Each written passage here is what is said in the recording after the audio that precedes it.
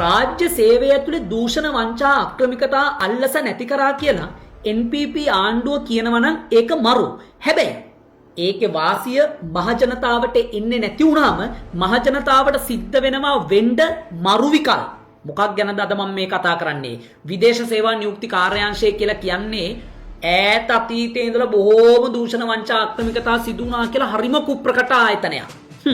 කැලේ මාරු වුණාට කොටියගේ පුල්ලි මාරු වෙන්නේ නෑ මහත්තයෝ. ඒක නිසා ඇමති විජිත හේරත්ට නියෝජ්‍යමති අරුන් හේමචන්ද්‍රට බොහෝම අවධානයෙන් අවධාරණය කරනවා. ලොකු ලොකු පුටුවල ඉන්න මහත්තුරු ඇඳලා දෙන චිත්‍රය විතරක් එහෙයි කියලා පිළිගන්නේ නැතුව ඊශ්‍රායල රස්සා සිහිනේ සැබෑ කරගන්න අවුරුදු ගාණක් ලිස්ට් වල තපින රස්තියාදු වෙන අපේ රටේ අහිංසක අම්මා තාත්තගේ දුවා දරුවා කියන්න උත්සාහ කරන කතාවක්.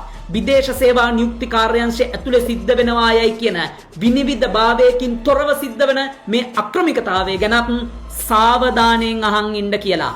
එන්න අද අපි ඒ ගැන කතා කරමු. ඊශ්‍රායල ශ්‍රී ලංකා ආර්ථික වෙළඳ සහයෝගිතා ගිවිසුම යටතේ ලංකාවේ ශ්‍රමිකයන්ට ඊශ්‍රායලයේ රස්සා ලැබිලා තියෙනවා.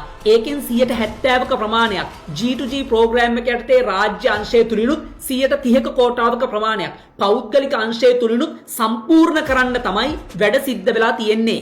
ඒක හරි අපූර්වට ගිය අවුරුද්දේ සිද්ධ වුණා. ඇයි ආණ්ඩුව මාරු වෙච්ච පාරම නේද?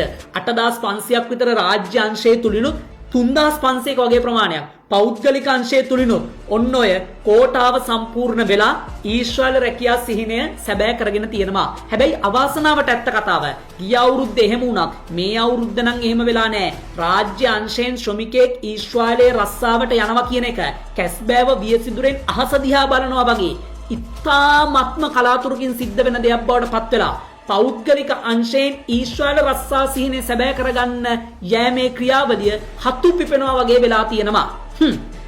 අපිට බොහොමත්ම පැහැදිලි රාජ්‍ය අංශයේ ඇතුලේ ඉන්න නිලධාරීන්ට ඉස්සර වගේ දැන් අල්ලස් ගන්න අක්‍රමිකතා කරන්න ඉඩකඩ හරීම අඩුයි. මොකද නීති හරි තදයි. ඒ නිසාම දෝ සාධාරණ සැකයක් තියෙනවා. රාජ්‍ය අංශයේ G2G ක්‍රියාවලිය අකර්මණ්‍ය කරලා පෞද්ගලික ඒජන්සි වැඩිත් කරලා ඒ පෞද්ගලික ඒජන්සි වලට වැඩි වශයෙන් ලැබෙන ඇනෝම් වලට අනුමැති දීමත් එක්ක පෞද්ගලික ඒජන්සි කාර්යයන්ගෙන් කුට්ටිය විදේශ සේවා නියුක්ති කාර්යාංශයේ ඉහළ නිලධාරීන් ගන්නවාද කියලත් සැකයක් තියෙනවා. ඒකට සාධාරණ හේතු කාරණා ගණනාවකුත් මේ තාරුණ්‍ය මතු කරනවා. පළවෙනි ප්‍රශ්නය රාජ්‍යාංශයට රැකියා ගිවිසුම් ලැබෙනවා අඩුයි. හැබැයි පෞද්ගලික අංශයට රැකියා ගිවිසුම් ලැබෙනවා වැඩි. හේතුව මොකද්ද? හේතුවක් නැහැ. විදේශ සේවා නියුක්ති කාර්යාංශයේ ඉහළ නිලධාරීන් කියන්නේ ඉතින් මේ ඊශ්‍රායල සේවා යෝජකයෝ අපෙන් රස්සා ඉල්ලන්නේ. ඔයාලගෙන් ඉල්ලන්න තු පෞද්ගලික අංශයෙන් ඉල්ලන්නේ ඇයි එහෙනම්? මොකක්ද එතන හේතුව? ඒක ප්‍රශ්නයක් නෙවෙයිද? එතකොට මේ ප්‍රශ්නෙට හේතුව ඔයාලා හොයාගන්න ඕනේ නැද්ද? ඒව විසඳන්න ඕනේ නැද්ද? G2G ප්‍රෝග්‍රෑම් එක යටතේ අපේ රටේ අහිංසක අම්මා තාත්තගේ කොල්ල කෙල්ලට ඒ chance එක අරන් දෙන්න ඔයාලා මහන්සි වෙන්න ඕනේ නැද්ද? ආන් එහෙම මහන්සි නොවුනාම මිනිස්සුන්ට හිතනවා විදේශ සේවා නියුක්ති කාර්යාංශයේ ඉහළ පුටු පෞද්ගලික ඒජන්සි කාර්යොන්ගෙන් ජරාව කනවා කියලා. ප්‍රශ්නාංක 2 දැන් පොරොත්තු ලේඛන ඉන්න 3500ක් විතර ගිය අවුරුද්දේ පෙබරවාරි වල ඉනා. එතකොට ඔය පොරොත්තු ලේඛනයේට ඒ සුදුසුකම් සපුරන කෙනෙක් වෙන්න ලේසි වෙන්නේ නැහැ. නයිට් එකෙන් කරන ප්‍රායෝගික පරීක්ෂණ වලින් සමත් වෙන්න ඕනේ. ඊශ්‍රායලයේ අදාළ නිලධාරීන් ඇවිල්ලා සිද්ධ කරන සම්මුඛ පරීක්ෂණයෙන් සමත් වෙන්න ඕනේ. දිනුම් මැදීමකින් සමත් වෙන්න ඕනේ. වෛද්‍ය වාර්තා, පොලිස් නිෂ්කාශන වාර්තා, වීසා ගැටළු ඔක්කොම ටික සම්පූර්ණ කරගෙන ගිය අවුරුද්දේ පෙබරවාරි ඉඳන් මේ පොරොත්තු ලේඛනයේ ඉන්න සුදුසුකම් ලාභී රැකියා බලාපොරොත්තුෙන් ඉන්න මිනිස්සු ඉන්නවා. එහෙම වෙලා රාජ්‍යංශයෙන් යවන්නේ ඉතාම සුළු ප්‍රමාණයක්නේ. ඒ සුළු ප්‍රමාණයක් අර පරණ අපේක්ෂකයෝ නෙමෙයි. අලුතින් ලිස්ට් එකට ආපු කට්ටිය තමයි යවන්නේ. එතකොට පරණ අපේක්ෂකයෝ අවුරුදු එකහමාරකට වඩා ප්‍රමාණයක් දැන් මේ පොරොත්තු ලේඛනවල තැප ඉන්නවා. ඒ කියන්නේ මේ පොරොත්තු ලේඛනයෙන් ඊශ්‍රායලයට යවන පිරිස තෝරා ගැනීමේදී විනිවිදභාවය නැතිවීම සම්බන්ධයෙන් ලොකු ප්‍රශ්නයක් තියෙනවා. ප්‍රශ්න අංක 3 දැන් ඉදිකිරීම ශේෂ්ත්‍ර විතරක් ඔය පොරොත්තු ලේඛනයේ ලිස්ට් එකේ ඉන්න 3000කට වැඩි පිරිසක්. එතකොට ඒ කට්ටිය රට යවන එකනේ ප්‍රමුඛ දේ වෙන්න ඕන. ඒ කට්ටිය රට යවන එක ප්‍රමුඛ දේ නොකර තවත් 22000ක් විතර අන්න දැන් සම්මුඛ පරීක්ෂණ වලට කැඳවලා තියෙනවා. එහෙම කැඳවලා මේ දත්ත පද්ධතිය ඔයාලා පුරවලා පිරිලා මේ ඉන්න තරුණ කොල්ල කෙල්ල අවුරුද්ද එකමාර විතරයි. රැකියා බලාපොරොත්තුෙන් ඉන්නව හැබැයි රස්සාවක් නැහැ.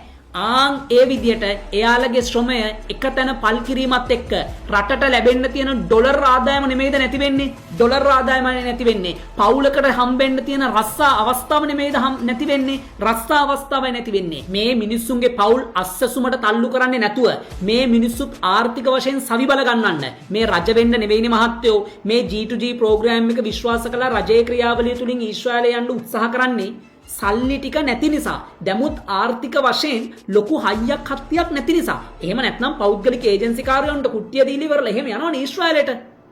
මේ දුප්පත් අම්මා තාත්තගේ දරුවට ලැබිලා තියෙන අවස්ථාව කඹුරන් නැතුව අපේ කොල්ල කෙල්ලොන්ට ලබා දීලා ඒ අදාළ රැකියා ගිවිසුම් ටික ලබාගෙන ඊට අවශ්‍ය උනන්දු ඇති කරගෙන මේ පොරොත්තු ලේඛනයේ හිස් කරලා මේ කට්ටිගේ ශ්‍රමය ඵලදායි විදියට ඊශ්‍රායලයේ තුල ක්‍රියාවට නංවන්න අවස්ථාව දීලා විදේශ ප්‍රේෂණ ටික ලංකාවට ගන්න. ඒකට ඔයාලා උනන්දු වෙන්න.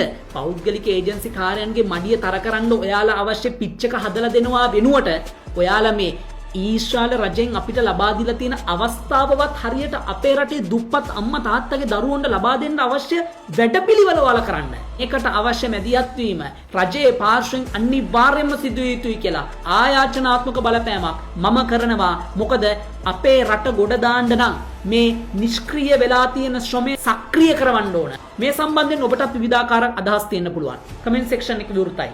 ජය වේවා.